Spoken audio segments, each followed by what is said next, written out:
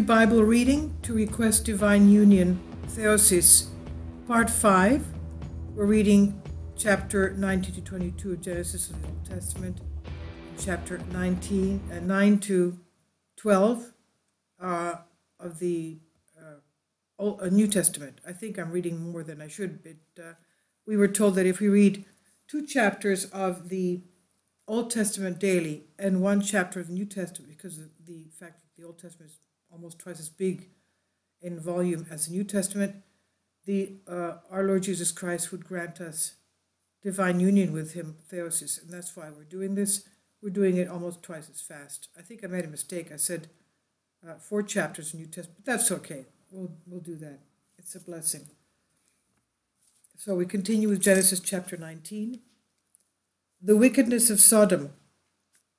Now, the 2 angels came into Sodom in the evening, and Lot was sitting at the gate of Sodom. So when he saw them, he rose to meet them, and bowed with his face towards the ground. Then he said, "Behold, my lords, turn in to your servant's house, and rest and wash your feet.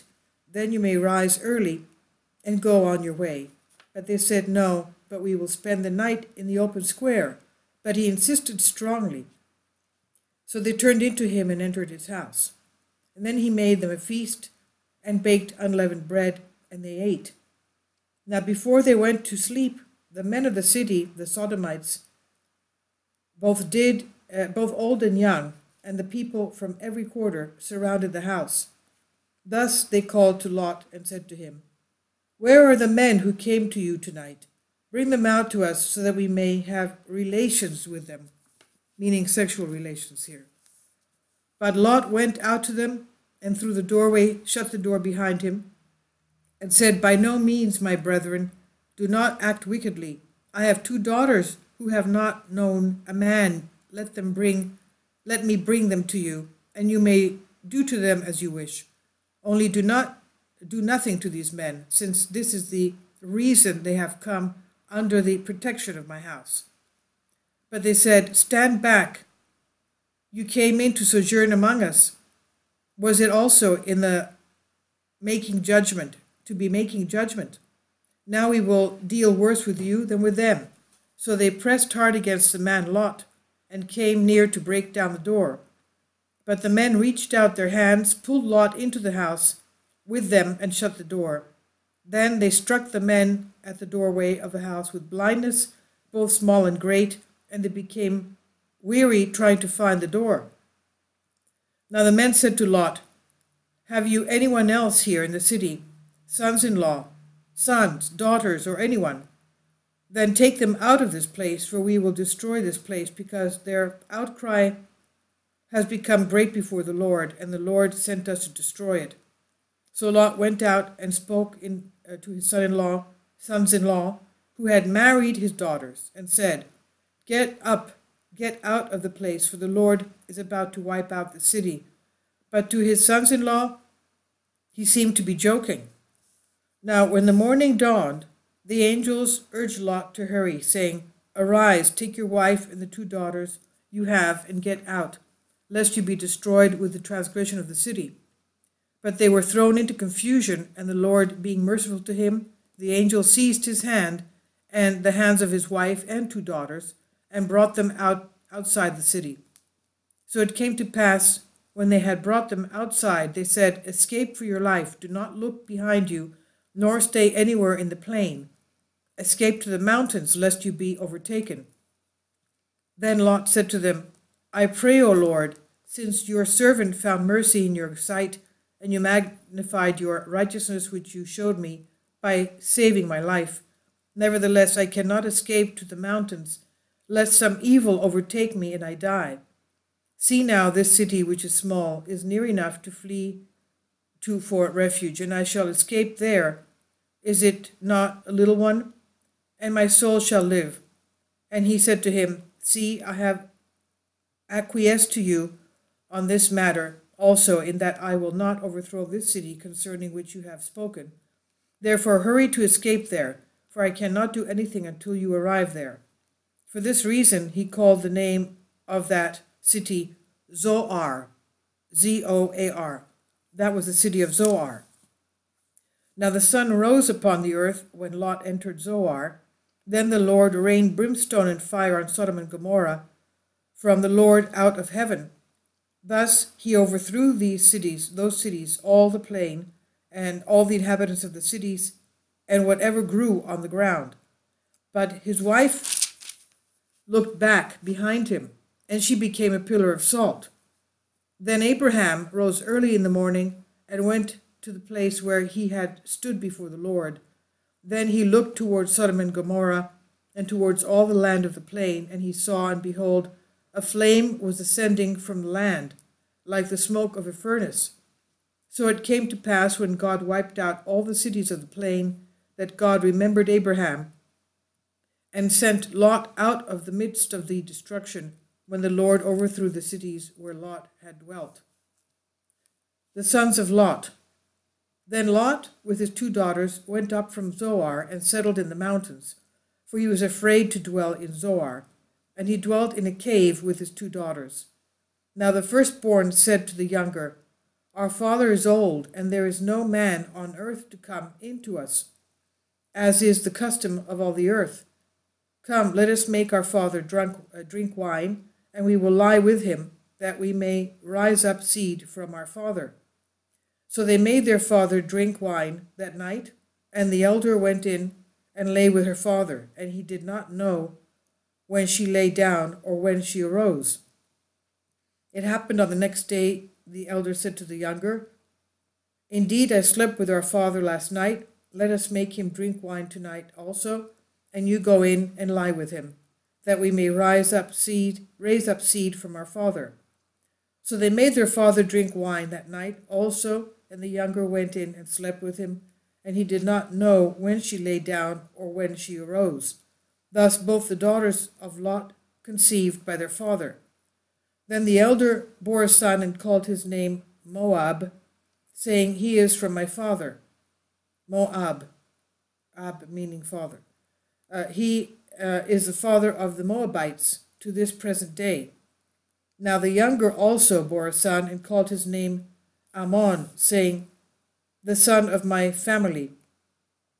He is the father of the Ammonites to this present day. Abraham and Abimelech. Now Abraham journeyed from there to the south, and dwelt between Kadesh and Shur, and sojourned among the Gerarites. Then Abraham said of Sarah his wife, She is my sister, for he was afraid to say, She is my wife, lest at a given time the men of the city should kill him because of her. Now Abimelech, king of Gerar, sent and took Sarah, but God came to Abimelech in a dream by night and said to him, Behold, indeed, you are a dead man because of the woman you have taken, for she is a man's wife. Now Abimelech had not come near her, and he said, O Lord, will you destroy an ignorant and just nation? Did he not say to me, She is my sister? And did she not say to me, He is my brother? I did this thing with a clean heart and righteous hands. Then God said to him in a dream, Yes, I know you did this with a clean heart, and I spared you that you might not sin against me. Therefore I did not allow you to touch her. Now therefore restore the man's wife, for he is a prophet, and he will pray for you, and you shall live. But if you do not return her, rest assured you shall die, you and all who are yours. So Abimelech rose early in the morning, called in his servants, and told all these things in their hearing, and the men were very much afraid. Then Abimelech called Abraham and said to him, What have you done to us? How have I offended you, that you have brought on me and on my kingdom a great sin? You have done deeds to me that ought not to be done. Again, Abimelech said to Abraham, What possessed you to do this thing? Abraham replied, Because I thought, Surely the worship of God is not in this place, and they will kill me on account of my wife. But indeed, she truly is my sister. She is the daughter of my father, but not of my mother. And she became my wife. So it came to pass, when God caused me to wander from my father's house, I said to her, This righteousness shall you do for me. In every place we enter, say of me, He is my brother. Then Abimelech took 1,000 pieces of silver, oxen, male and female servants, and gave them to Abraham, and he restored Sarah his wife to him. Thus Abimelech said to Abraham, "See, my land is before you, dwell where it pleases you." Then to Sarah he said, "Behold, I have given your brother 1,000 pieces of silver, which will vindicate your honor before all those with you. But tell the truth in all things." So Abraham prayed to God, and God healed Abimelech, his wife, and his female servants. Then they bore children, for the Lord closed up all the womb of the house of Abimelech because of Sarah, Abraham's wife. The birth of Isaac. Chapter 21. Now the Lord visited Sarah, as he said, and the Lord did for Sarah as he had spoken. For Sarah conceived and bore Abraham a son in old age, at the set time of which God had spoken to him. So Abraham called the name of his son born to him, whom Sarah bore to him, Isaac. Then Abraham circumcised his son Isaac when he was 8 days old, as God commanded him. Now Abraham was 100 years old when his son Isaac was born to him. And Sarah said, "God has made me laugh. All who hear will laugh with me." She also said, "Who could have said to Abraham and Sarah that Sarah would nurse children? For I have borne a child in my old age." Hagar and Ishmael sent away. So the child grew and was weaned, and Abraham made a great feast on the same day Isaac was weaned. Now Sarah saw the son of Hagar, the Egyptian, who was born to Abraham, playing with Isaac her son. Therefore she said to Abraham, "Cast out this maidservant and her son, for the son of this maidservant shall not be heir with my son Isaac." And the matter was very displeasing in Abraham's sight because of his son. But God said to Abraham, "Do not let it be displeasing in your sight because of your son and your maidservant. Whatever Sarah said to you, listen to her voice, for in Isaac your seed shall be called. Yet I would also make a great nation of the son of your maidservant, because he is your seed." So Abraham rose early in the morning and took bread and a skin of water and put it on her shoulder and gave it and the boy to Hagar and and sent her away. Then she departed and wandered in the wilderness near the well of Oath. When the water in the skin was used up, she placed the boy under one of the shrubs, and then she went and sat down across from him at a distance of about a bowshot, for she said to herself, "Let me not see the death of the boy." So she sat opposite him and lifted her voice and wept. But God heard the voice of the lad from the place where he was. Then the angel of God called to Hagar out of heaven and said to her, "What is the matter, Hagar? Do not fear God. Do not fear, for God has heard the voice of the lad where he is. Arise, lift up the lad, and hold him with your hand, for I will make him a great nation." And then God opened her eyes, and she saw a well of water. So she went and filled the skin with water and gave the lad to drink. Thus God was with the lad, and he grew and dwelt in the desert and became an archer. He dwelt in the wilderness of Paran, and his mother took a wife for him from the land of Egypt. Abraham's agreement with Abimelech.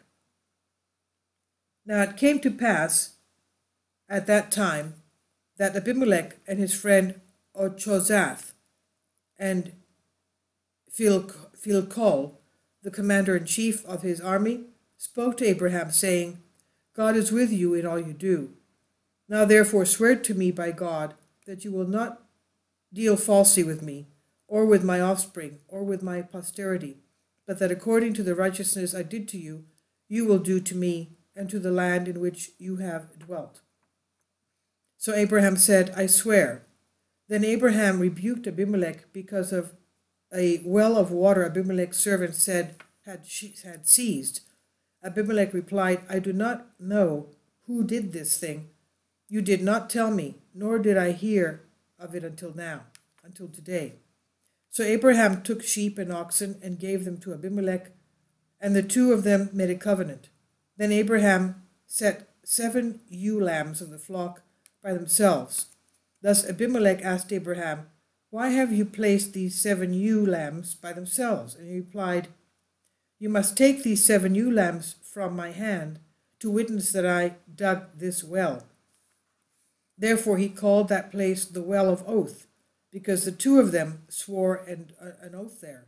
Thus they made a covenant at the Well of Oath. So Abimelech rose with Ochazath, his friend, and Pichot, the commander-in-chief of his army, and they returned to the land of the Philistines.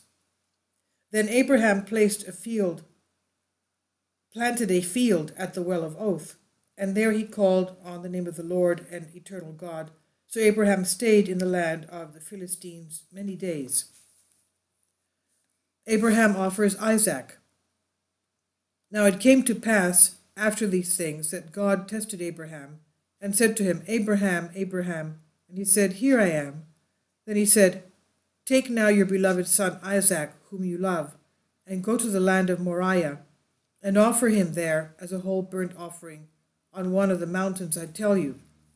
So Abraham rose early in the morning and saddled his donkey, and took 2 of his young men with him, and Isaac his son.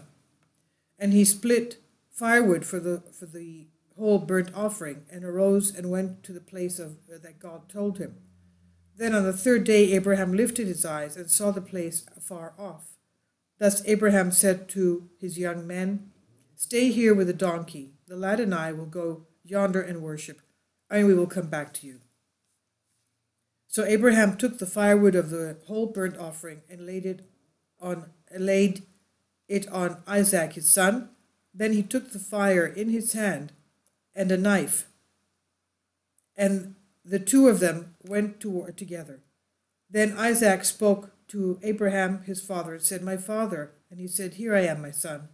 Then he said, "Look, the fire and the firewood, but where is the sheep for a whole burnt offering?" And Abraham said, "My son, God will provide for himself a sheep for a whole burnt offering." So the 2 of them went together. They came to this place where God had told him, and Abraham built an altar there to place the firewood in order. And he bound Isaac and his son hand and foot, and laid him on the altar upon the firewood. Then Abraham stretched out his hand and took the knife to slay his son. But the angel of the Lord called to him from heaven and said, "Abraham, Abraham." He said, "Here I am." Then he replied, "Do not lay your hand on the lad, or do anything to him, for now I know you fear God, since for my sake you have not spared your beloved son." Then Abraham lifted his eyes and looked, and there behold, behind him a ram was caught in the thicket by its horns. So he brought it from the for a whole burnt offering in the place of his son. Thus Abraham called the name of this place, "The Lord has appeared," as it is said to this day, "In the mountain of the Lord was seen." Then the angel of the Lord called to Abraham a 2nd time out of heaven and said, "By myself I have sworn, says the Lord, because you did this thing, and for my sake did not spare your beloved son, I will certainly bless you, and assuredly multiply your seed as the stars of heaven and as the sand on the seashore. And your seed shall inherit the cities of their enemies. In your seed all the nations of the earth shall be blessed, because you obeyed my voice."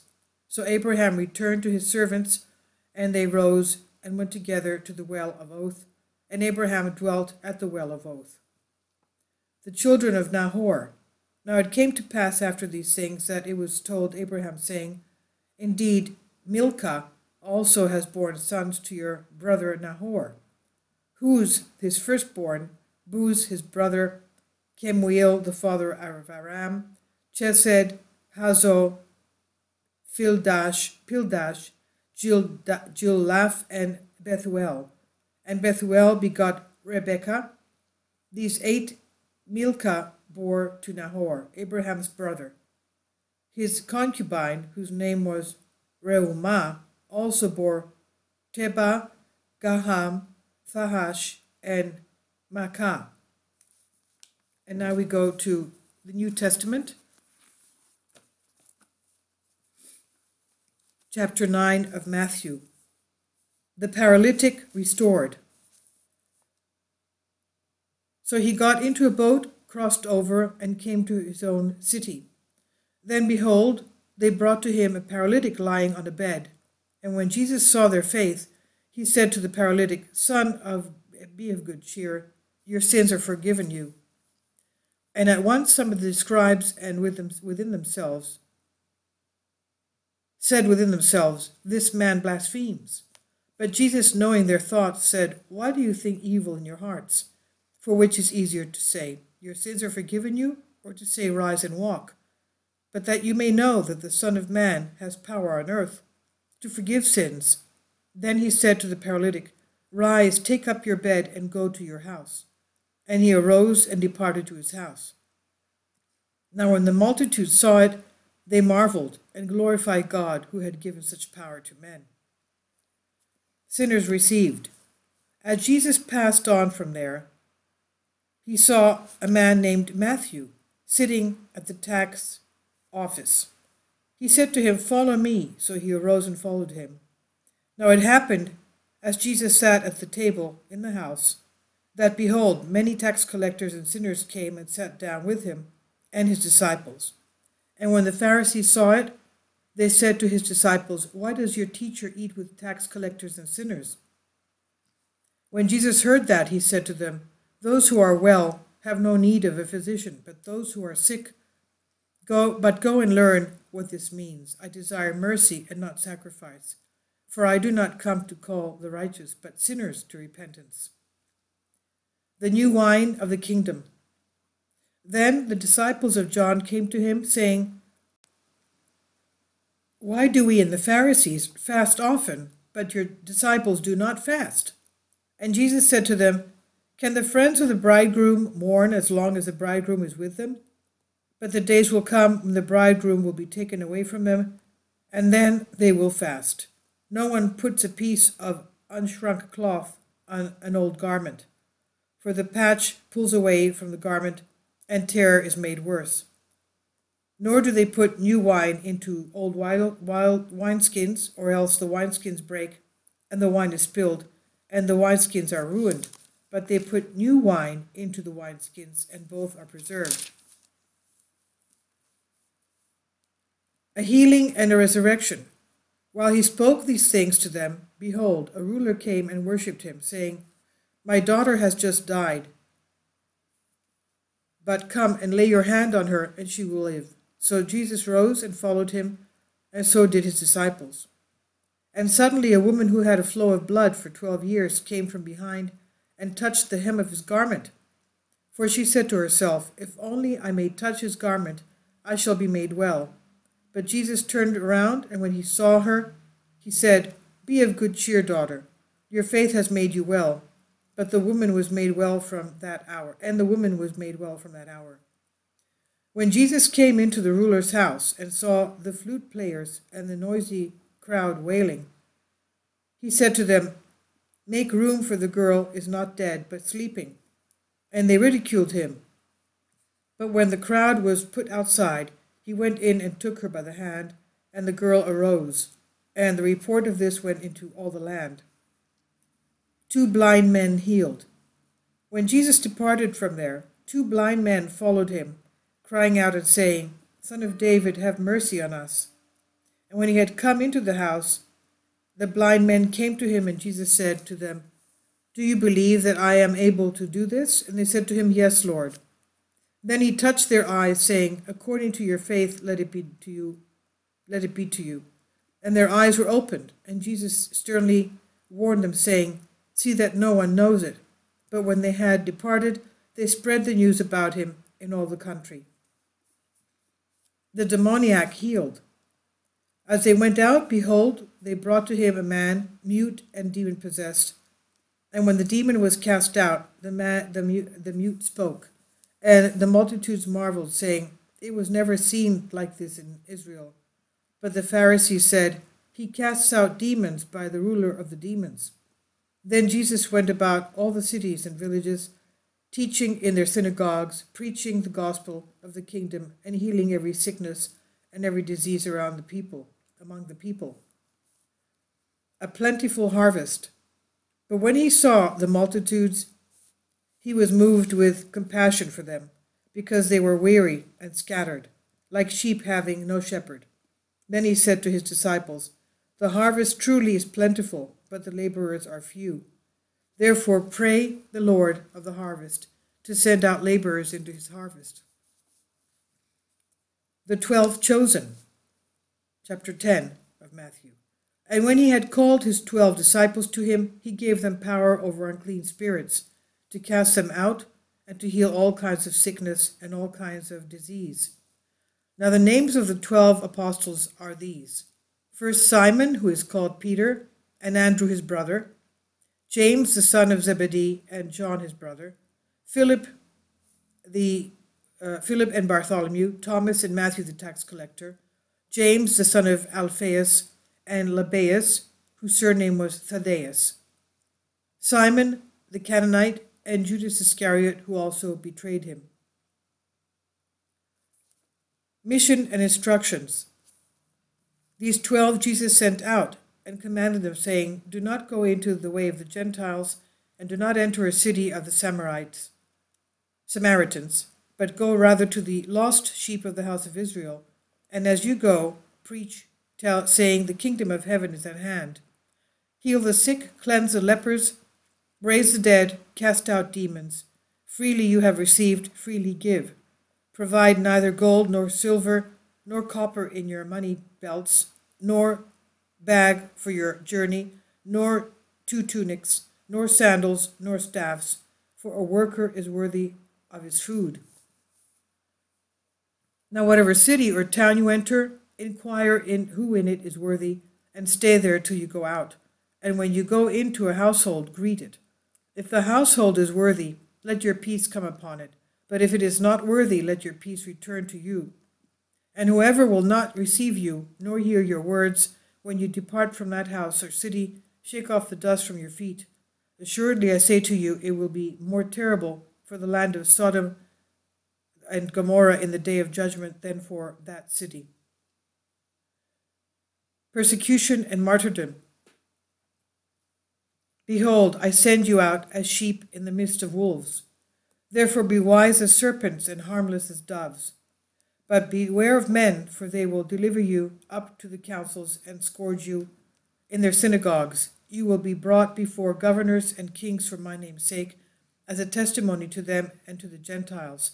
But when they deliver you up, do not worry about how or what you should speak, for it will be given to you in that hour what you should speak. For it is not you who speaks, but the Spirit of your Father who speaks in you. Now brother will deliver up brother to death, and father his child, and children will rise up against parents and cause them to be put to death. And you will be hated by all for my name's sake, but he who endures to the end will be saved. When they persecute you in the city, flee to another, for assuredly I say to you, you will not have gone through the cities of Israel before the Son of Man comes. Encouragement to fearless witness. A disciple is not above his teacher, nor a servant above his master. It is enough for a disciple that he be like his teacher, and a servant like his master. If they have called the master of the house Beelzebub, how much more will they call those of his household? Therefore do not fear them, for there is nothing covered that will not be revealed, and hidden that will not be known. Whatever I tell you in the dark, speak in the light, and what you hear in the ear, preach on the housetops.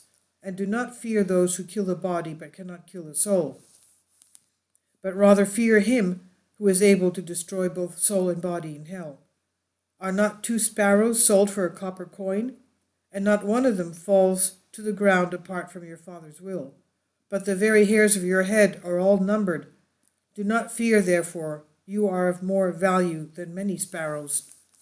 Therefore, whoever confesses me before men, him I will also confess before my Father who is in heaven. But whoever denies me before men, him I will also deny before my Father who is in heaven.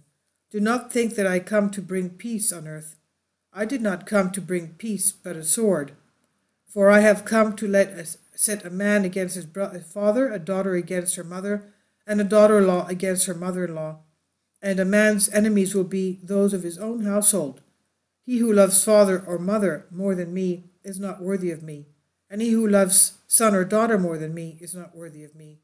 And he who does not take his cross and follow me after me is not worthy of me.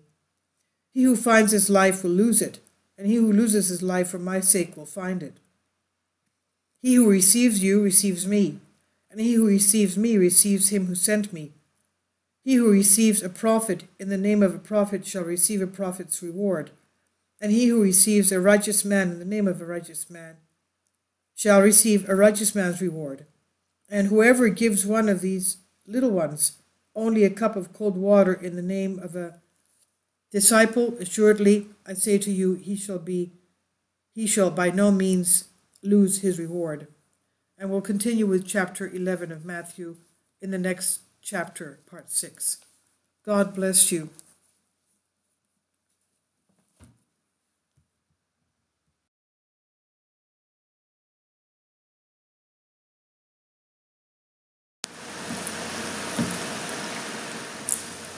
If you'd like to join me on my Patreon account, you will hear content not covered by mainstream media.